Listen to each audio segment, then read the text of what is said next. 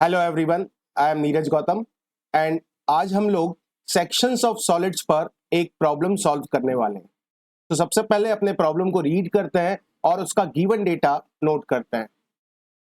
A square prism base 40 mm side and 80 mm long axis has its base on HP and its face is equally inclined to VP।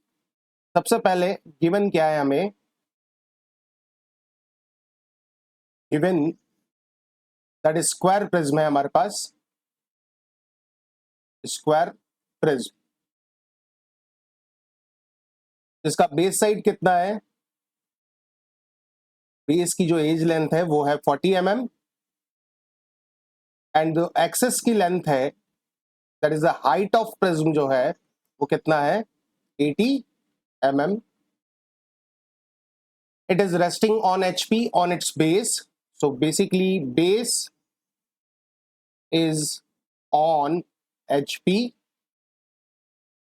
and its face is equally inclined to the VP, so face is equally inclined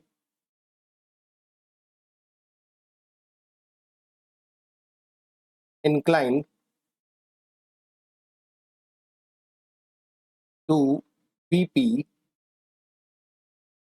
It is cut by a section plane perpendicular to the VP.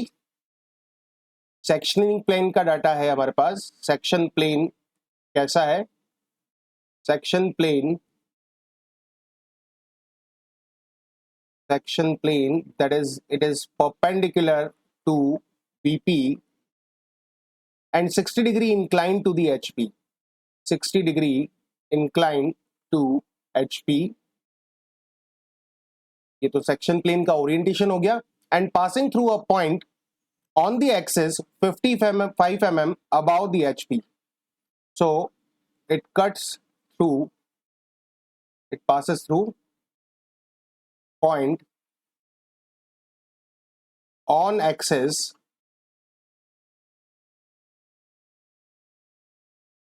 55 mm above HP।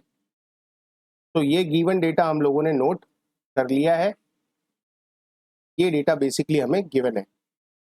Okay, अब यहां पे हमें देख सकते हैं कि इस given data के अंदर सबसे पहले क्या चीज है वो गिवन है यहां तक, दैट इज स्क्वायर प्रिज्म है, 40 mm बेस साइड है, एक्सिस लेंथ 80 mm है, बेस HP पर रखा हुआ है और इस तरीके से रखा है कि उसके जो फेसेस है दैट इज रेक्टेंगुलर फेसेस है वो equally incline to the VP है। उसके बाद हमें बताया गया है कि सेक्शन प्लेन मतलब हमारा जो सॉलिड है उसको किस तरीके से काटा गया है। सेक्शन प्लेन इस तरीके से लेना है कि परपेंडिकुलर टू VP है, 60 डिग्री इंक्लाइन टू HP है एंड वो एक्सिस को इंटरसेक्ट करता है at any point 55 mm about the HP। So ये बेसिकली दो पार्ट में हो गया एक तरीके से क्वेश्चन।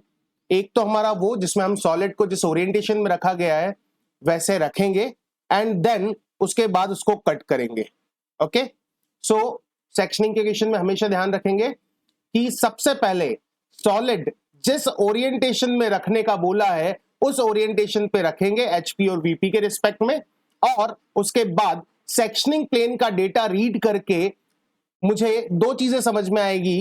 एक, सेक्शन प्लेन का ओरिएंटेशन, सेक्शन प्लेन का ओरिएंटेशन, और दूसरा मुझे क्लियर होगा कि वो सेक्शन प्लेन कहां से पास होना है, पास थ्रू। ठीक है, तो अपनी तलवार कैसे भी मत चला देना, किस ओरिएंटेशन पे चलाना है वो भी इंपॉर्टेंट है और किस जगह से पर काट करना है वो भी इंपॉर्टेंट है। सो लेट्स सबसे पहले सॉलिड जिस ओरिएंटेशन में रखा गया है हम उस ओरिएंटेशन में सॉलिड को रखते हैं और इसके लिए हम लोग सबसे पहले अपना XY लाइन ड्रॉ करेंगे by 2H pencil. So let's draw XY reference line using 2H pencil, है ना। अब कैसे रखा गया है ये प्रिज्म, तो यहां पे देख सकते हैं जो गिवन प्रिज्म है हमारे पास वो 40 mm बेस साइड है, 40 and axis length of the axis that means base से लेके टॉप तक का जो लेंथ है वो कितना है, 80 mm का है। इसके पास रेक्टेंगुलर फेसेस हैं AB21, BC32, CD34 and AD41, और ये रेक्टेंगुलर फेसेस वर्टिकल प्लेन के साथ इक्वली इंक्लाइंड है। अब हम जानते हैं कि दोनों रेक्टेंगुलर फेसेस के बीच में जो एंगल है वो 90 डिग्री है। इक्वली इंक्लाइंड का मतलब हुआ कि ये जो डीसी फेस है इसका एंगल भी वर्टिकल प्लेन से 45 डिग्री होना चाहिए, और इस एडी फेस का एंगल भी वर्टिकल प्लेन से 45 डिग्री होना चाहिए। और वर्टिकल प्लेन से जो इंक्लिनेशन है वो हमें इसके टॉप व्यू में दिखाई देगा। If this prism is resting on HP, तो टॉप व्यू में मुझे इसका ये स्क्वायर फेस दिखाई देगा या इसका बेस दिखाई देगा, है ना। और टॉप व्यू में ये जो बेस है इसकी एजेस XY लाइन से इक्वली इंक्लाइंड होगी, मतलब मुझे टॉप व्यू कुछ इस तरीके से शक्करपारे के शेप का दिखाई देना चाहिए। ठीक है, सबसे पहले हम लोग टॉप व्यू ऑफ प्रिज्म बनाएंगे since it is resting on HP, so base का ट्रू शेप टॉप व्यू में दिखेगा और ट्रू शेप से हमें क्वेश्चन स्टार्ट करना है। ओके, लेट अपने प्रोटेक्टर को हम लोग XY से थोड़ा सा नीचे से स्टार्ट करेंगे और पहला लाइन हमारा 45 डिग्री के इंक्लिनेशन पे यहाँ पे ड्रॉ करेंगे इस तरीके से कुछ। ओके, एंड सेकेंड एज जो है वो भी 45 डिग्री के एंगल पे ड्रॉ करेंगे, यहीं से 45 डिग्री के एंगल पे। अब हमें बेस साइड जो है वो बोला है 40 mm, तो हम लोग अपने कंपास पे 40 mm का डिस्टेंस लेंगे।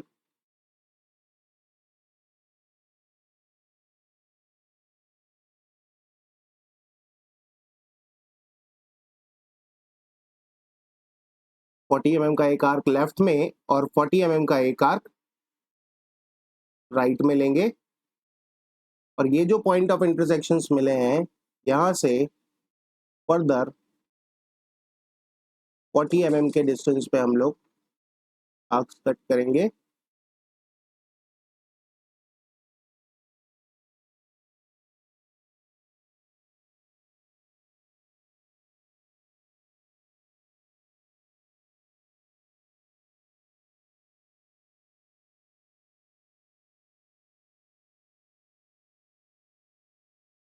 इस तरीके से कुछ, और अगर इन सब लाइंस को हम लोग ज्वाइन कर लेंगे, सबसे पहले हम अपना जो डायग्राम है वो 2H पेंसिल से बनाएंगे बिकॉज कटने के बाद जो डायग्राम है वो फाइनल है। तो ये फर्स्ट एज बनाया हमने, ये सेकंड एज बनाया 45 डिग्री के एंगल पे, ये थर्ड एज 45 डिग्री के एंगल पे अगेन, और ये फोर्थ एज 45 डिग्री के एंगल पे।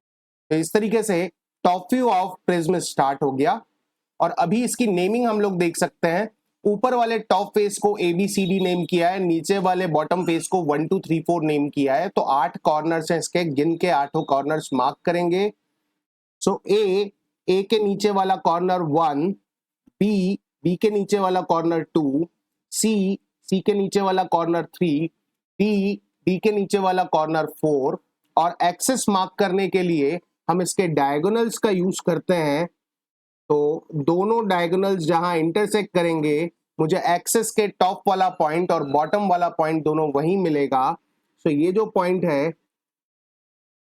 वो एक्सेस का टॉप और बॉटम वाला पॉइंट हो गया। तो यहाँ पे मैं लिख सकता हूं टॉप वाला पॉइंट O1 कॉमा बॉटम वाला पॉइंट O2। ठीक है, इस तरीके से टॉप व्यू ऑफ प्रिज्म हम लोगों ने ड्रॉ कर लिया, और इस टॉप व्यू ऑफ प्रिज्म के अंदर हमने एक्सेस भी मार्क कर दिया है। ठीक है, अब इस टॉप व्यू को अगर प्रोजेक्ट करते हैं फ्रंट व्यू वाली साइड पर, तो हमें फ्रंट व्यू में एक रेक्टेंगल दिखेगा। तो सारे प्रोजेक्टर्स 4H पेंसिल से वर्टिकली अपवर्ड जाएंगे, P, T4 ये सब एक ही पॉइंट से पास होंगे, इनका प्रोजेक्टर कॉमन रहेगा। बॉटम वाले पॉइंट जो है वो 1 डैश 2 डैश कॉमा 2 के पीछे एक्सेस का O2 वाला पॉइंट डैश और फिर डी डैश पी डैश। तो देख सकते हैं बेस वाले जो सारे पॉइंट्स है वो हमने यहां मार्क कर लिए। 1 डैश। ठीक है, तो अब आप फ्रंट व्यू में हाइट लेंगे एक्सिस का।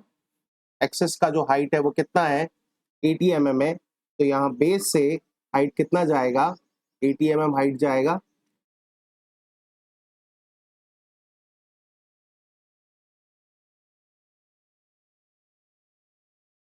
कितनी हाइट जाएगी, 80 mm। 80 mm कैसे लेंगे हम, अपने कंपास पे 80 mm का रेडियस सेट करेंगे।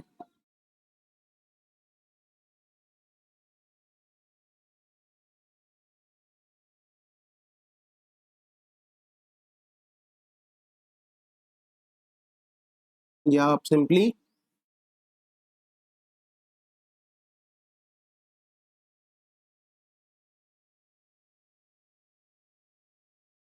स्केल से भी मेजर कर सकते हैं।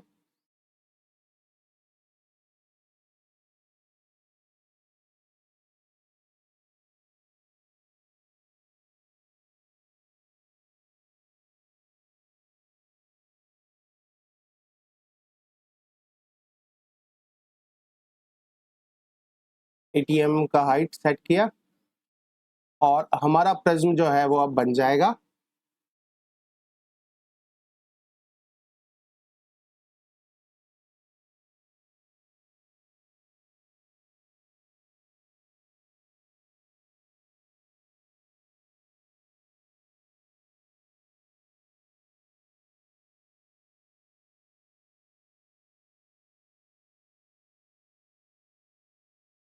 कोई भी लाइन अननेसेसरीली एक्सटेंड नहीं होनी चाहिए। तो हम देख सकते हैं ऊपर क्वेश्चन एक्स्ट्रा आ रहा है, तो इसको आप डिलीट कर देते हैं क्योंकि क्वेश्चन का गिवन डेटा हम लोगों ने नोट कर लिया है। तो यहाँ पे टॉप पे हम लोगों को मिलेगा ए डैश 1 के जस्ट ऊपर, 2 के जस्ट ऊपर बी डैश,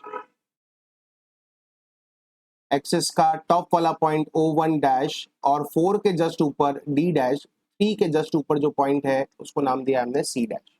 ठीक है, और एक्सिस दिखाने की जरूरत नहीं है, तो फ्रंट व्यू में एक्सिस नहीं दिखेगा बिकॉज B2 एज विजिबल होगा। यहां से जब आप देखेंगे फ्रंट व्यू तो B2 एज विजिबल होगा, और B2 एज विजिबल है तो उसको सॉलिड लाइन से बना दिया है। ठीक है, अभी ये हमारा फाइनल व्यू नहीं है, तो ये हमने 2H पेंसिल से बनाया है। कटने के बाद जो सॉलिड बचेगा उसका हमें sectional front view, sectional top view और ट्रू शेप लेना है। तो कटने के बाद जो भी सॉलिड बचेगा उस सॉलिड को हम लोग एच पेंसिल से क्लियरली विजिबल ड्रॉ करेंगे। ठीक है, मैं उसके लिए रेड कलर का यूज करूंगा कटने के बाद जो भी सॉलिड बचेगा उसके लिए। ठीक है, नाउ ये हमने जिस तरीके से उन्होंने बोला था वैसे ही हमने अपने सॉलिड को रख लिया है, और अब हम लोगों को इसको कट करना है। तो सेक्शन प्लेन का डेटा रीड करते हैं। The section plane is perpendicular to VP and 60 degree incline to HP. अगर section plane perpendicular to VP है तो उसका लाइन व्यू हमें फ्रंट व्यू में विजिबल होगा, और जिस भी व्यू में हमें सेक्शन प्लेन का एज दिखाई देता है उस व्यू में हम लोग कटिंग सबसे पहले परफॉर्म करेंगे। Since section plane is perpendicular to VP, तो हम कह सकते हैं कि सेक्शन प्लेन वीपी के परपेंडिकुलर है, so line view is visible, line view और edge view of section plane in front view मिलेगा, और वो लाइन व्यू एक्स वाई से उतना ही एंगल फॉर्म कर रहा होगा जितना एंगल मेरा सेक्शन प्लेन एचपी के साथ करता है। सो फ्रंट व्यू में लाइन व्यू मिलेगा which is 60 degree incline to X Y line. तो फ्रंट व्यू में 60 डिग्री के एंगल के ऊपर मुझे कटिंग परफॉर्म करनी है। अब ये 60 डिग्री के एंगल पे कटिंग मुझे कहां से परफॉर्म करनी है, तो पता चलता है कि थ्रू पास कहां से करना है। तो उन्होंने कहा है कि एचपी से 55 mm की हाइट के ऊपर एक्सिस को कट करता है। फ्रंट व्यू में देख सकते हैं एक्सिस क्लियरली दिखाई दे रहा है O1 O2 O1 dash O2 dash, जो कि ट्रू लेंथ के साथ में है। तो इसके बेस से 55 mm हाइट के ऊपर हमें इंटरसेक्शन पॉइंट चाहिए। सबसे पहले क्या करें अपन, सबसे पहले ये मार्क कर लेते हैं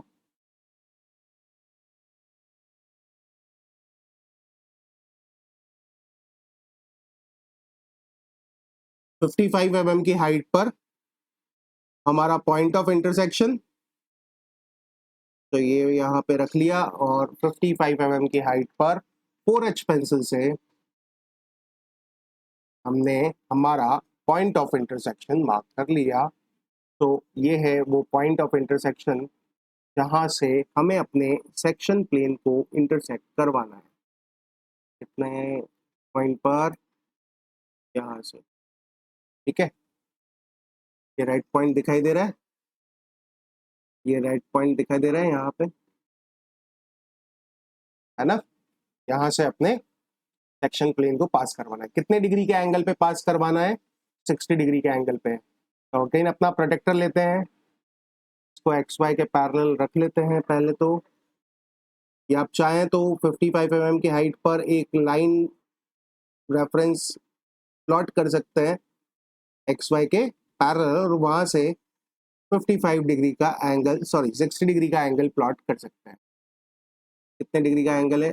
60 डिग्री का, 60 डिग्री का। ओके, मेरा सेक्शन प्लेन यहाँ से पास होना चाहिए कितने एंगल पे?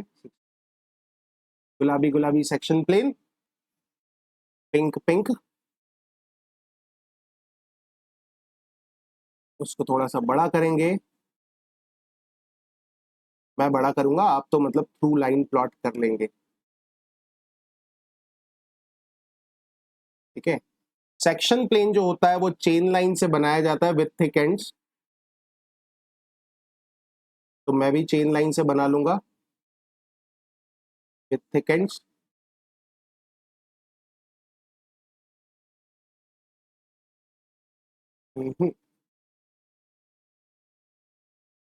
Chain line with thick ends.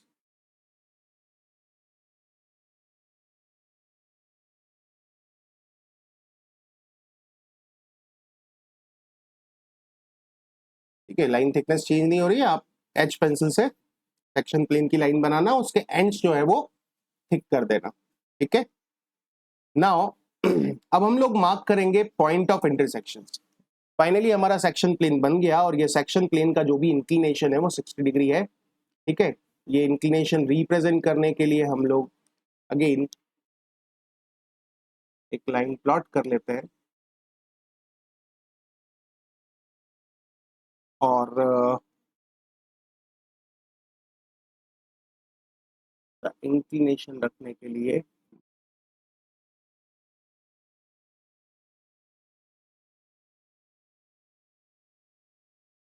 बाहर से दिखाता हूं, मैं अंदर नहीं दिखाता। This is the inclination of section plane. कितना है ये? 3 डिग्री एक्स वाई। अब हम लोग सेक्शन के पॉइंट ऑफ इंटरसेक्शंस मार्क करते हैं। तो सबसे पहले नोट भी करेंगे उनको, point of intersections. Point of intersections basically बताता है कि हमारे सेक्शन प्लेन ने हमारे सॉलिड को किन पॉइंट्स पर कट किया है। तो सबसे पहले देखते हैं बेस जो है, बेस की एजेस पर इंटरसेक्शन नहीं मिल रहा है सेक्शन प्लेन का। ये सेक्शन प्लेन बेस की किसी भी एज को नहीं कट कर रहा है। बेस के पास 4 एजेस है, 1 2, 2 3, 3 4 एंड 4 1। इनमें से किसी को भी मेरा सेक्शन प्लेन इंटरसेक्ट नहीं कर रहा है, ठीक है। तो ये लिखने की मुझे जरूरत नहीं है।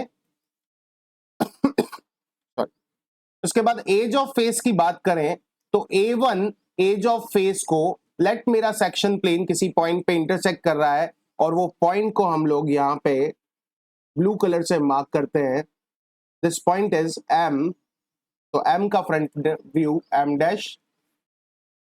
फिर मेरा सेक्शन प्लेन B2 को इंटरसेक्ट कर रहा है, C3 को इंटरसेक्ट कर रहा है, D4 को इंटरसेक्ट कर रहा है। उन सारे पॉइंट्स के भी नेम करेंगे और उनका फ्रंट व्यू इस सेक्शन प्लेन के लाइन व्यू के इंटरसेक्शन के ऊपर मार्क करेंगे, ठीक है। जैसे B2 को जहां भी इंटरसेक्ट कर रहा है, ये 55 mm की हाइट पे जो भी पॉइंट है से N के ऊपर इंटरसेक्ट कर रहा है, तो इसको N डैश फ्रंट व्यू में मार्क करें, तो definitely front view of any point is represented by small letter with a dash.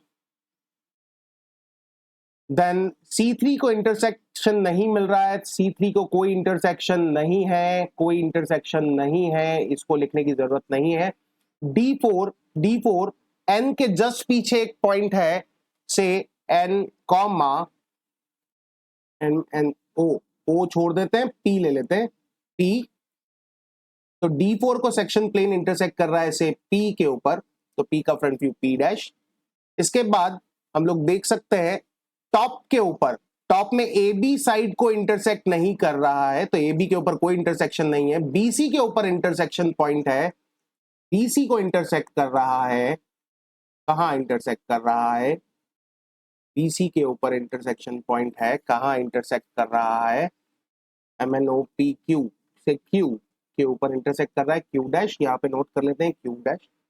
और सिमिलरली CD के ऊपर भी इंटरसेक्शन मिल रहा है, देख सकते हैं आप, CD डैश ये जो लाइन है, CD डैश ये जो लाइन है, इसको मेरा सेक्शन प्लेन इंटरसेक्ट कर रहा है Q के जस्ट पीछे वाले पॉइंट पर से R CD को इंटरसेक्ट कर रहा है, CD को इंटरसेक्ट कर रहा है R पॉइंट के ऊपर, तो Q के जस्ट पीछे मिलता है मुझे R डैश।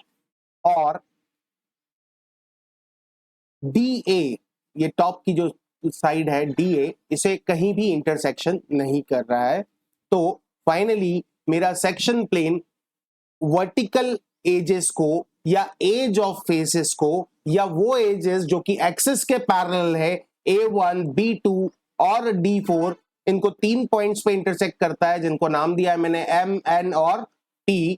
और मेरे टॉप की साइड्स BC और CD को 2 पॉइंट्स पे इंटरसेक्ट करता है, जिनको नाम दिया है मैंने Q एंड R। सारे पॉइंट ऑफ इंटरसेक्शन नोट करने के बाद हमें इतना क्लियर हो जाता है कि कट जाने के बाद, अगर इतना कट जाता तो ये वाला पोर्शन जो है वो रिमूव हो जाएगा, और ये पोर्शन रिमूव हो जाएगा तो बचेगा नीचे वाला पोर्शन। जो पोर्शन बचा है उसको हम लोग क्लियरली विजिबल बना देते हैं बाय H पेंसिल। तो ये रेड कलर से देखते हैं, और सेक्शनिंग होने के बाद यहां पर एक नई एज फॉर्म हो जाएगी। तो इतना पोर्शन जो है वो मैं डार्क कर दूंगा, क्लियरली विजिबल बना। तो आप देख सकते हैं जो रेड पोर्शन है वो सेक्शनल फ्रंट व्यू है। अब इन्हीं पॉइंट्स के टॉप व्यू अगर हम लोग मार्क करते हैं तो 4H पेंसिल से टॉप व्यू में M डैश का प्रोजेक्शन लेंगे।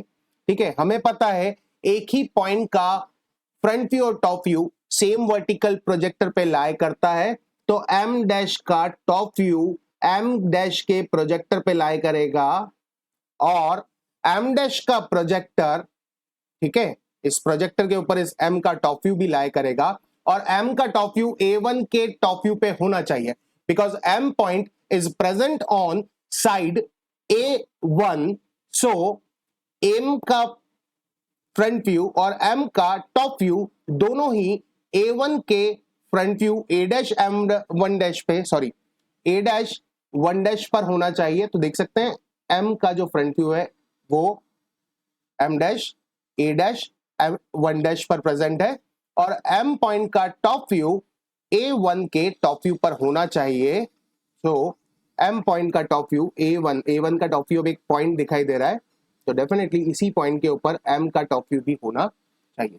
सिमिलरली N पॉइंट के लिए भी N पॉइंट का प्रोजेक्टर ड्रॉ करेंगे, N का टॉप व्यू B के टॉप व्यू के ऊपर प्रेजेंट होना चाहिए। तो N पॉइंट का जो भी टॉप व्यू है, यहां से सीधा ड्रॉप किया तो B के टॉप व्यू के B2 के टॉप व्यू के ऊपर N पॉइंट का टॉप व्यू होना चाहिए, तो BT के टॉप व्यू के ऊपर ही N का टॉप व्यू भी मार्क होगा। सिमिलरली D4 के ऊपर P का टॉप व्यू मार्क होगा, तो ये D4 के ऊपर P का टॉप व्यू भी मार्क हो जाएगा। और बचे मेरे टॉप के एजेस के ऊपर जो 2 पॉइंट ऑफ इंटरसेक्शंस मिले हैं Q एंड R, तो Q का टॉप व्यू Q डैश के प्रोजेक्टर पे होगा, और Q का टॉप व्यू BC के ऊपर भी होना चाहिए, because Q point is present on this line BC। तो Q का प्रोजेक्टर BC को जहां भी इंटरसेक्ट करेगा वहां पे मुझे Q पॉइंट का टॉप व्यू मिलेगा, Q पॉइंट का टॉप व्यू मिलेगा।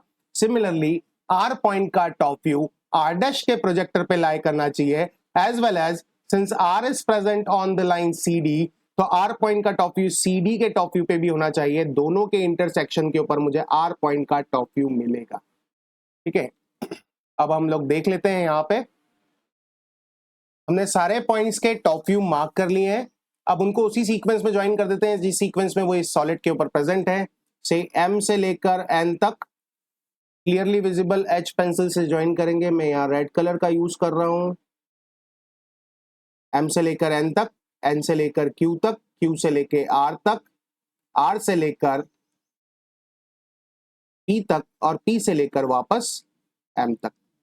ठीक है, और यहां पे हम लोग 45 डिग्री के एंगल पर हैचिंग भी परफॉर्म कर देंगे। जो सेक्शनल टॉप व्यू मिला है उसके अंदर देख सकते हैं, ये सेक्शनल टॉप व्यू के अंदर हैचिंग करने के बाद हैचिंग जो परफॉर्म करेंगे वो 45 degree incline to X Y line होगी, मतलब ये हैचिंग लाइन का inclination 45 degree to X Y है, और दो हैच लाइंस के बीच में जो गैप है वो 2 to 3 mm का रखना है। यूनिफॉर्म गैप रखते हुए हम लोगों को हैचिंग परफॉर्म करनी है। सेक्शन के बाद टॉप व्यू में नया जो ट्रू सरफेस, सॉरी नई न्यू सरफेस जो दिखाई दे रही है वो कुछ इस तरीके से दिखाई देगी। This is the sectional top view. एक और चीज कि ये जो Q से लेकर C तक का जो पोर्शन है, Q से लेकर C तक का जो पोर्शन है वो पोर्शन बच गया है। तो टॉप फेस का CQ और CR वाला जो पोर्शन है या एज लाइंस है वो भी विजिबल होंगी। तो टॉप व्यू के अंदर Q से लेकर C तक, C से लेकर Q तक या C से लेकर R तक ये एज लाइंस भी विजिबल होंगी। इसे बना दें इन्हें। ठीक है, तो ये जो फोर्स पोर्शन है वो उसकी पुरानी सरफेस है। ए बी सी डी जो टॉप सरफेस थी उसका छोटा सा पोर्शन रिमेनिंग रह गया है, और ये जो हैचिंग किया है हमने वो कट करने के बाद जो न्यू सरफेस जनरेट हुई है M N O P Q, sorry MNPQR, ये न्यू सरफेस जो है वो हमारी टॉप व्यू के अंदर हमने हैच की है। ठीक है, ये finally front view and top view बन गया है सेक्शनिंग के बाद वाला। ठीक है, नाउ अब हमें ड्रॉ करना है true shape of this section. ठीक है, और true shape of this section इस सेक्शन प्लेन के पैरेलल अगर हम लोग विजुलाइज करेंगे तब यहां पर किसी ऑक्सिलरी प्लेन के ऊपर बनेगा। अब आप देख सकते हैं वहां पर मेरे पास थोड़ा स्पेस कम है तो मैं इस ड्राइंग को शिफ्ट कर सकता हूं, बट आप लोगों के पास ऐसी कोई फैसिलिटी अवेलेबल नहीं है। तो आप ये ध्यान रखिएगा कि जहां भी सेक्शन कर रहे हैं उसके ऊपर आपको ट्रू शेप अलग से बनाना पड़ेगा, और उस केस में आपके पास सेक्शन लाइन के अपोजिट साइड में या सेक्शन लाइन से थोड़ा सा डिस्टेंस के ऊपर कुछ स्पेस अवेलेबल होना चाहिए। यहां पर आपके पास कुछ ना कुछ स्पेस अवेलेबल होना चाहिए ताकि आप इसका ट्रू शेप ड्रॉ कर सके। Okay, so let's move to draw the true shape of the solid. Now सबसे पहले टू शेप ड्रॉ करने के लिए एक new x1 y1 reference line बनाते हैं जो कि आपके सेक्शन प्लेन के पैरेलल होगा। ठीक है, अगेन 2H पेंसिल से नया एक रेफरेंस लाइन जो कि सेक्शन प्लेन के पैरेलल है। ठीक है, सेक्शन प्लेन के पैरेलल है, और इन सारे पॉइंट से जो प्रोजेक्टर्स हैं वो प्रोजेक्टर्स सेक्शन पॉइंट से, दैट इज M से प्रोजेक्टर इस सेक्शन लाइन के परपेंडिकुलर मूव करेगा। ठीक है, तो परपेंडिकुलर ड्रॉ करने के लिए सबसे अच्छी चीज है हम लोग इसका प्रोजेक्टर का यूज करेंगे।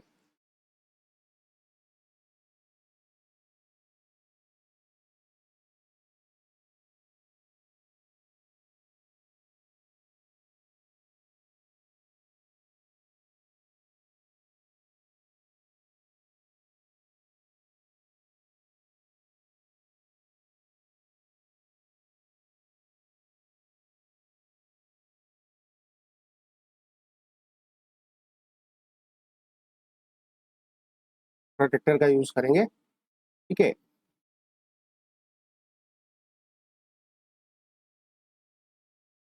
M पॉइंट से निकलने वाला प्रोजेक्टर मेरे पास कॉपी पेस्ट का ऑप्शन है, एन पॉइंट से निकलने वाला प्रोजेक्टर, क्यू और आर पॉइंट से निकलने वाले प्रोजेक्टर। ठीक है, तो projector should be perpendicular to this new reference line x1 y1। ये ऑक्सिलरी प्लेन और वर्टिकल प्लेन का लाइन ऑफ इंटरसेक्शन है जो हमने यहाँ पर x1 y1 बनाया है। अब जब आपने इस तरीके से कट किया इसे, तो यहां पर आपको जो भी पॉइंट्स मिले M N P Q R, ये सारे पॉइंट्स का जो वर्टिकल प्लेन से डिस्टेंस है, वही वर्टिकल प्लेन से डिस्टेंस इस न्यू ऑक्सिलरी प्लेन के ऊपर मार्क होगा। ठीक है, और वर्टिकल प्लेन से डिस्टेंस हमें मिलता है उनके टॉप व्यू के डिस्टेंसेस की हेल्प से। तो एम पॉइंट का टॉप व्यू एक्स वाई के जितना नीचे बना है, मतलब एम पॉइंट वर्टिकल प्लेन के उतना ही आगे है। ठीक है, तो एम पॉइंट का डिस्टेंस टॉप व्यू में मेजर किया और एम पॉइंट के प्रोजेक्टर के ऊपर ही हमने आर्क कट कर लिया इसी डिस्टेंस का। ठीक है, ध्यान रखना, जब आप सेक्शन लाइन आपको फ्रंट व्यू में मिला है तो आपको टू शेप के लिए डिस्टेंसेस टॉप व्यू से लेना है, और अगर सेक्शन लाइन आपको टॉप व्यू में मिलता है तो ट्रू शेप के लिए डिस्टेंस आपको फ्रंट व्यू से लेना है। सिमिलरली एन पॉइंट का टॉप व्यू एक्स वाई से जितने डिस्टेंस पर है, दिखाई दे रहा है ये,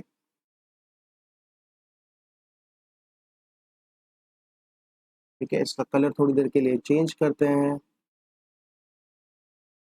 एन पॉइंट का टॉप व्यू यहाँ से जितने भी डिस्टेंस पर है, एन के प्रोजेक्टर पे रखकर नए x1 y1 से एन पॉइंट के टॉप व्यू को मार्क करेंगे। और पॉइंट्स को नेम करना ना भूलें, नेम करने से हमें ये पता रहता है कि हमारा पॉइंट कौन सा कहां पर गया है। सो हमने ये m मार्क किया है और हमने ये n मार्क किया है।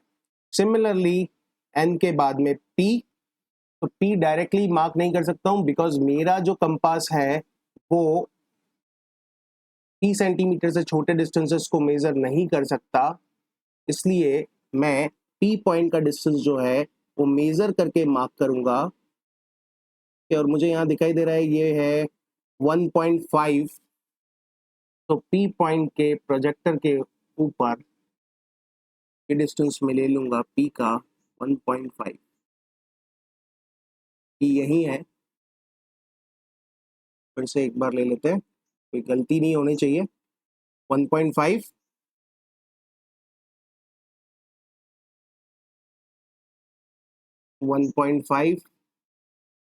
ठीक है, आप लोग अपने कंपास से मेजर कर सकते हैं क्योंकि आपका कंपास जीरो रेडियस को भी मेजर करता है। आपके कंपास का लीस्ट काउंट जो है वो 0 होगा, या कुछ लोगों का कंपास का लीस्ट काउंट जो है वो 0.5 सेंटीमीटर होगा, बट मेरा कंपास का लीस्ट काउंट यहाँ पे जो स्मॉलेस्ट रेडियस जो मैं मेजर कर सकता हूँ वो 3 सेंटीमीटर, इसलिए मैं कंपास से नहीं मेजर किया मैंने P पॉइंट के डिस्टेंस को। अब यहाँ से P पॉइंट के बाद बचता है Q एंड R, तो अगेन Q एंड R को मेजर करने के लिए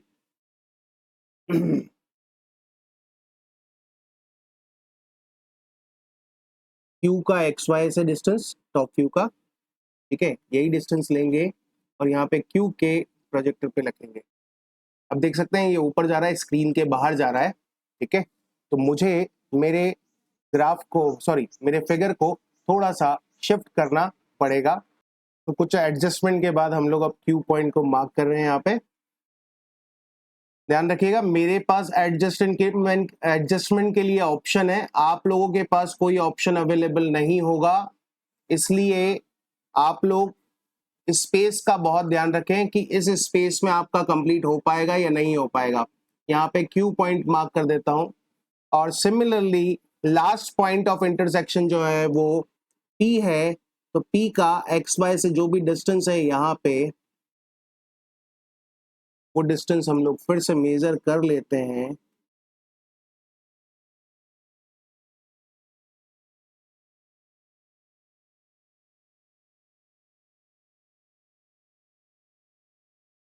और ये डिस्टेंस उठाकर हम लोग यहाँ पे रख के P पॉइंट को भी मार्क कर देते हैं। इस तरीके से हमारे पांचों पॉइंट ऑफ इंटरसेक्शन जो हैं वो मार्क हो जाएंगे। ठीक है, ये P पॉइंट भी मार्क हो गया। अब आप देख सकते हैं PQR, सॉरी ये जो मार्क किया है वो R है, ये जो पॉइंट ऑफ इंटरसेक्शन मार्क किया है वो P नहीं है, वो R था, तो ये पॉइंट हमारा R है। इनको सेम सीक्वेंस में ज्वाइन कर लो, M2P, P2R, R2Q, Q2N, N2M again, ठीक है। और ये देख सकते हैं अगेन 45 डिग्री के एंगल पर हम यहाँ पर हैचिंग परफॉर्म कर देंगे, ठीक है। And this is my true shape of the section. Hatching आप कंप्लीट कर लीजिएगा। X1 Y1 से 45 डिग्री का एंगल लेना है ना, जो भी आपका रेफरेंस है वहां से 45 डिग्री का एंगल लेंगे। यहाँ मैं लिख सकता हूँ इसको, this is my true shape of the section. तो इस तरीके से ये कंप्लीट जो फिगर है हमारा वो बन गया, sectional front view, sectional top view and true shape of the section, all are available in this solution, ठीक है। सेम इसका डेवलपमेंट भी कर सकते हैं, डेवलपमेंट के लिए हम नेक्स्ट वीडियो अलग से बनाएंगे, but sectional front view, sectional top view and sectional true shape तीनों इस व्यू के अंदर दिखाई दे रहा है। अगर साइड व्यू मांगा जाता है तो आप लोग साइड व्यू भी ड्रॉ करके दे सकते हैं। यहां पर एक नया रेफरेंस लाइन X2 Y2 बनाकर आप लोग साइड व्यू के प्रोजेक्शंस भी ले सकते हैं अगर पूछा जाए तो। अभी के लिए क्वेश्चन कंप्लीट हो चुका है। Thank you.